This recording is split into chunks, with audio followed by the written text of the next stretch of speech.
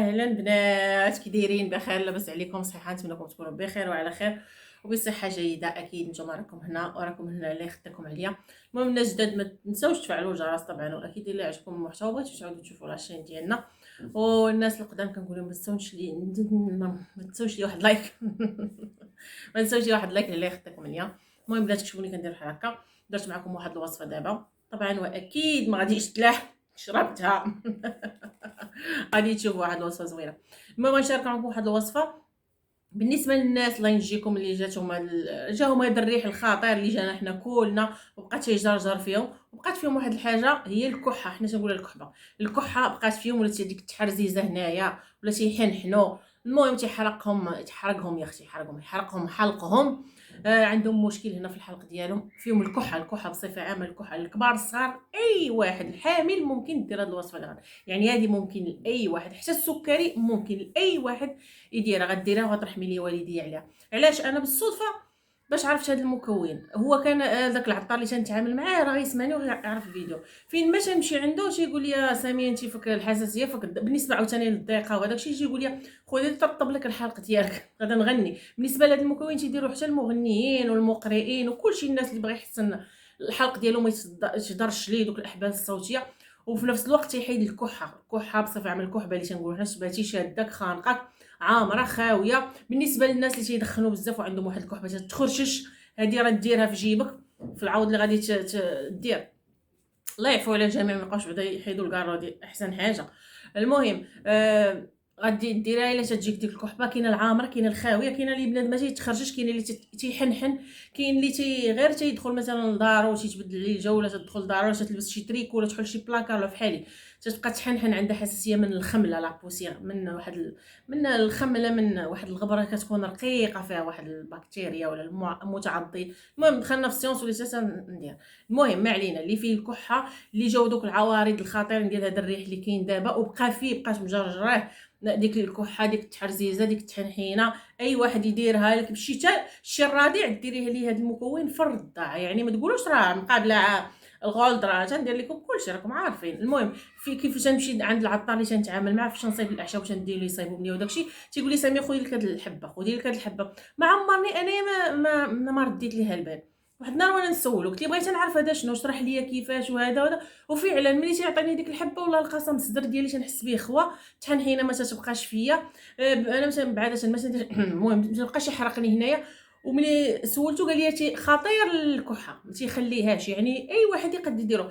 ما يطلع طونسيون، ما يطلع السكر، ما يهبط ضغط، ما يرفع ضغط، يعني يطلع طونسيون هبطو، ما يضرك في المعده، ما حتى شي حاجه. غادي ينفعك. ولكن راه كاينين بزاف الهضرات تدقال عليه بان مزيان المراه هذه عندها علاقه بزاف التخربيقات، ولكن اللي ناجحه واللي انا جربتها بغيت نشاركها معكم، حيت هو اصلا غادي تطلع لكم القضيه كلها تشربيه للدار كلها باش ما نطولش. قويت الهضره ياك. المهم ما علينا قويت حيقت. المهم باش تعطيه للدار كلها راه ما كاملاش حتى 5 دراهم بكل شيء ليه. كل شيء غادي يمشي عند العطار ولا عند اي واحد يسول على سكر قنديل. هو هذا الناس ها هو شو داير بحال الجوهر يا اختي، داير بحال اللؤلؤ. ما عمرني نشوق على اللؤلؤ كاع. بلاتي ها هو الناس. وين ما عرفتش نبينو. المهم هو هذا حبيت حلاوه باقا لاصقه ليا في سناني المهم هذا الناس سميتو سكر قنديل. هو هذا سكر قنديل، هذا راه سكر مناش كيصايبوه من قصب السكر. شي داك قصب السكر اللي تندوزو في الزنقه تلقى واحد مول الماكينه خاشي مسكين، داك العود ديال قصب السكر تيعصر تيعطينا نشربو، تيستخرج منه. هو تيديروا معاه بزاف المكونات ابيض البيض وبزاف المكونات. المهم هو ما كاينش في المغرب، هذا كاين في ايران، ما تيتصايبش في المغرب، تيتصايب في ايران. ها هو البنات سميتو سكر قنديل. غتمشي تقولي سكر قنديل ولا سكر النبات، سكر النبات ولا سكر قنديل. هو هذا البنات شو داير بحال الحجيرات مربع بحال هكا، وتيديروه في قوالب تيولي بحال هكا. المهم راه هو من ايران، ولكن موجود هنا البنات. هاد 3 دراهم راه كثيره، وكلاو منها الدراري كلهم ولاداتي يدوروا تياكلوا منها. المهم هذا راه تيحيد الكحه بطريقه خطيره، ما تيخلي ديك التحرزيزه ولا داك السعال الخطير، ولا الناس اللي فيهم الثقه عندهم علاقه غير بالتنفس. انا هاد الوصفه نعطي لكم عندها علاقه غير بالتنفس بالنسبه للناس اللي فيهم الثقه. وانا هضرت لكم اساسا على الكحه، الناس اللي فيهم هانتوما راه زوين حلو زوين. ما خلي في فمي وكنهضر معاكم الله يستر. قلت لكم اللي فيه الكحه، يعني بقات لي الكحه من ديك ديك الايامات ديال الريح كل جانا ريح، وكاين اللي كتبقى مجرجره. والو ما تخسري والو، غتاخدي هذا غتمشي عند العطار وغيعطيك واحد 3 درهم ديال السكر قنديل، سكر قنديل ولا سكر النبات زوين البنات. هذا راه خطير، مصنوع من القصب السكر. غتاخدي واحد الكاس ديال الحليب، هادشي غديريه ملي تكوني باغا تنعسي. واحد الكاس ديال الحليب يكون فيضتي يعني غلا ولا دافي. ملي غادي يولي دافي غتشديو مثلا هذا القياس، انت ديري اللي بغيتي عينك مزيان. بالنسبه للناس السكري يديروا غير قل من هذه الكميه. اصلا هذا راه حلو، هذا راه سكر مصايب بواحد الطريقه. غتعرفوا قصب السكر راه حلو. هانتوما بحال دابا هاد الكيما نديرو فيه 3، غيكون هنايا الحليب سخون، غنديرو 3 ولا 4، نزيدو هنايا 4 غادي نشربو غير انا هكا 4.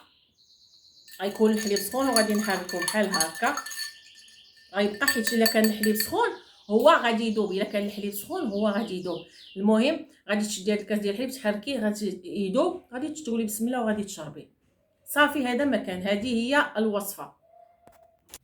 المهم بلا طلعت مجدولين رونات لينا الدنيا. المهم قلت لكم هنايا غيكون هذا داب، حركيه مزيان وشربيه، ديريه يوميا يوميا. ما بغيتي ديريه حتى في الصباح وسط النهار، المهم هو باش كيقضي لك اكثر كديريه انت وملي كتبغي تنعسي. شوفي ممكن ديريه حتى لوليد صغير في الحليب ديالو اللي كتعطيه ليه دافي، وديري ليه واحد الحبيبه وحده وكتعطيه ليه. علاش ما ديريش ليه بزاف؟ حيت هو فيه السكر بزاف، يقدر يدير ليه حنيجات السكر واعر ليه بزاف د الحوايج. بالنسبه للناس ديال السكري حتى هما بحال هكاك صافي. الناس العاديين بحالنا حنايا يبقاو يديروه، ديريه يوميا 3 ايام متابعه 4 ايام غادي يمشي منك هذا. والله ما نكذب عليكم كيسرح الحلق وزوين. بالنسبه للناس اللي فيهم السعال بقى شاد فيهم، ما نقولش لكم داك الريح ديال مثلا ديري الثومه ولا الزنجبيل وديك الوصفه اللي شي شويه ثقيله اللي دايرينها البنات بزاف.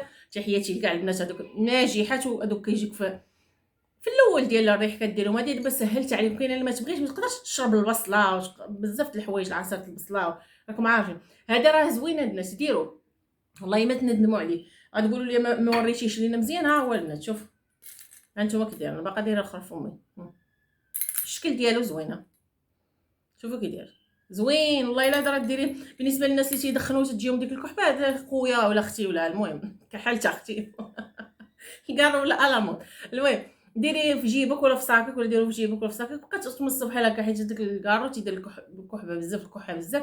ديري راه تيرطب الحلق. الناس الموسيقيين وداكشي راه قالك تيديروه تيحيدوش. الناس اللي باغيين غير ياكلوا غير بوحدو، حاولي ديري بحال شي يعني بحال اللي دايره دابا فمي، غير بحال هكا تمصي ديرها فمك ونسايب كيرطب الحلق وكيحيد ديك الكحه 100%. وعند تجربه انا قلت لكم فين ما كنت كنمشي عند العطار وكيعطي لي، انا ما فاهماش شي حاجه كنقول زوين الفانيلا والله شنو شي شبه هذه.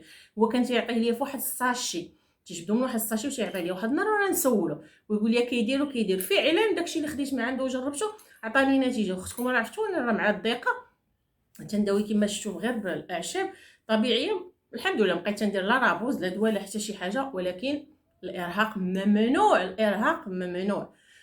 هذا ما كان. نتمنى الوصفه ديالي تنال اعجابكم ما نكونش رجعت لكم راسكم فرجه ممتعه ولا لا يضر شي حد. المهم هذه راه زوينه الوليدات ملي يمشيو يشربوا لا سير ولا والو، راه هذه زوينه اليوم. يلا ما تنسونيش من اللايكات. سلامه.